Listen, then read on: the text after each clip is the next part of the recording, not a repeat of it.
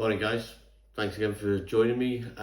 Just thought I'd do a quick recap of the week, since I haven't spoken to anybody for the majority of this week anyway. So, on the last, or just after the last conversation that I had with you guys, then I decided that I fancied doing another 5k, only because I had a good run in Dubai, but the heat and the humidity sort of put paid to having a really good run there. So I thought one in the UK would be better, more ambient temperature, nicer for me. So thought that's what I'd go with. But more of that in a minute. Got off the rig on Thursday as planned. Friday morning, straight in to see the sports therapist at 7:30 in the morning. Good to see him, and he had a good look at the foot. And he basically stopped at the foot. The soleus seems to be okay. He didn't get up that far, and I haven't had any grief from it either. But he felt that there was a lot of scar tissue across the top of my foot, where your foot joins the talus, goes into your shin, sort of thing. Which was another thing that I'd thought about. Tendons are running through the sheath, sort of thing, and dry, because there's.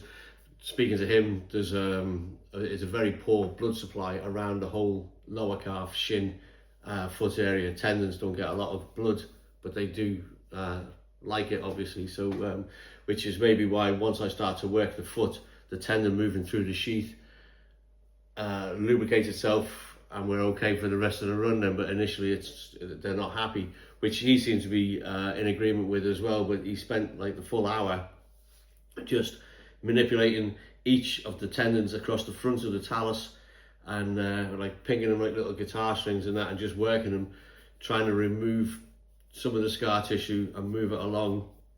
Excuse me. So but that wasn't painful or anything, and it seemed to go well. And I came home, got changed, and I went out and did a 7k run at 4:55s, and that went well as well. So that set me up. Excuse me, I was happy with that, which then brings us back to the park run. So initially I'd planned on doing the Victoria Park 5k in London, but then my wife had got an appointment, or told me she'd got an appointment at Clacton Hospital, which Clacton's only about 20 miles away, and I felt maybe I should be there with her. So I had a quick look. Clacton Seafront Park Run, and it's on the upper and the lower proms at Clacton. I did that earlier this year in a half marathon, and that was a good run.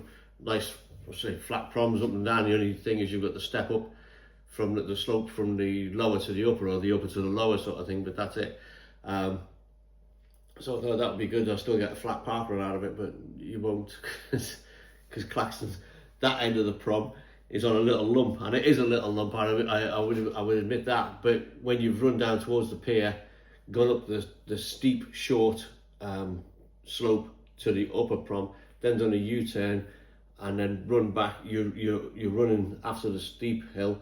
You're then running uphill some more until almost to the start finish, and then you start to go back down again, sort of thing. So although not a massive hill in a bigger picture, sort of thing, it was still a little bit more than what I'd got in mind, sort of thing. So yeah, I still had a good park run out of it. I know a park run, nobody views, or very few people view park run as a race. It's a run, but it is a calibrated 5k. It's a timed 5k, pretty accurate, and it's still a competitive atmosphere. Unless you're not at if you're at the sharp end, I guess everybody wants to come first in the park run, sort of thing. So anybody who's just regular runners, sort of thing, that's the mindset. That's the mindset that I have, and I would bet money on the majority of people that are at the front. They're running to get in first, even though it doesn't really, you're not getting anything out of it, but you are mentally, sort of thing. So anyway, so I had the park run. I came 7th, first age group, and another PB. So it was all good, all worked out well in the end. I'm happy with that. Today is the day off, rest day, so that'll be good. Enjoy that, and then tomorrow I start with the speed sessions again. So it's the Tempo 2k, so 1.5 5k at the regular conversation pace, and then 2k if you're following the same pace as me. It's 2k at 4:05, 2k at 4:45, 2k at 4:05, and then 90 seconds easy walk, and then a 1.5k run down, and that's it. You're done, sort of thing. So that's what I'll be going for through tomorrow. If you're following it, then obviously you'll be doing the same. If you want, maybe at different paces, whatever, and then we'll take it from there. So I put out a little short last night because I'm still getting over the night shift sort of thing. So last night I wanted to do this talk last night, and I was just that tired, I forgot all about it. So when I'd had a little nap halfway through the evening, woke up momentarily, just put a short together, and then put that run at the end of the short. And I think I got it wrong because I don't think I put the 90-second walk after the third 2k. I'll edit that now and I'll put it at the end of this anyway. And also the next week's runs, I'll be on this one at the end of this, and that's it. But just one other thing that I did change, and I was a bit miffed about, really. So I bought the Enetors when I ordered when I was offshore, when I was just concerned about my calf and trying to reduce any impacts, etc. So I bought them. They arrived, no problems.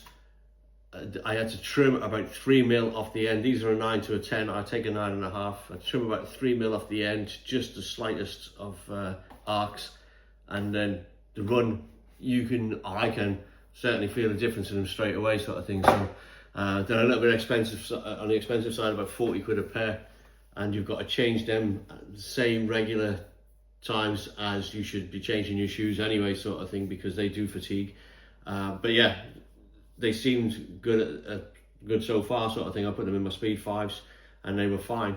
What I did find was that I'm using 5 pairs of shoes at the moment. So I've got 3 pairs of Saucony, the Elite 2s for racing, the Pro 4s, which are a training shoe but a carbon plated one, which are mainly for tempo sessions for me anyway. That's how I use them.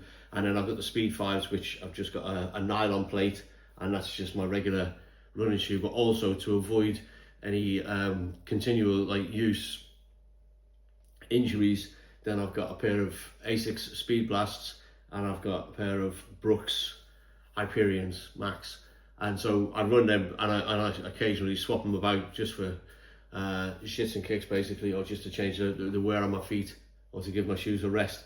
So, but what I found was when I went to look at the shoes, the Saucony Speed 5s, I've got a removable insole, and the Asics Speed Blasts, I've got a removable insole because I've had them out and washed the shoes, always in a cold wash, but they wash all right. But the higher end shoes, if you like, and also the Brooks, your insole is basically just a piece of polystyrene, thin polystyrene, stuck lightly to the sole of the shoe. So I wasn't impressed with that, especially in the Brooks, being a low end shoe. I'd have thought something with a little bit of arch support or whatever, as per your regular or majority of shoes. And also my Adidas have got a stick insole as well, sort of thing. So that's not a big deal. I can pull them out, and I can just put a little bit of cloth in there just to go over, just to stop them sticking to the Enetors if I put them in. But there was a little bit of a debate on Facebook about it. People saying, yeah, but they're race shoes that have got the sticky ones in, the thin ones, so they're done for weight. But there was 3 grams difference between an insole, a removable insole, and the sticking insole, sort of thing. So I don't get the weight. I mean, yeah, okay, so 6 grams in a pair of shoes. There's a lot of differences in the shoes, sort of thing. I don't think 6 grams cuts it, not for me anyway. But that was that for them. So they're in, and I'll be running with them, and I have pulled the insoles out of my other race shoes, and I'll see how they go in there, sort of thing. I did notice that doing the park run, because you've got almost U-turns when you get to the top of the slopes at the top of both ends of the run, then trying to do a U-turn in a pair of Saucony Elite 2s, you might as well be stood on marshmallows, the way it all just collapses and twists. You have to have really good strong angles to run in them, sort of thing. When they say there's no support. There really is no support in them. There's like, as long as you're going forwards, you're fine. But as soon as you start to turn sharply, then you can feel your foot moving all over the place in the shoe, which you don't in your regular trainers. The heel cup is a lot more supportive. But that's it for I'll just edit this, put it out this morning so that everybody can see what's going on for the next week. And thanks again for joining me. If you hit the like and subscribe, I appreciate that. It's very good. And yeah, the next week and tomorrow's run, I'll stick at the back end of this. Thanks very much, guys.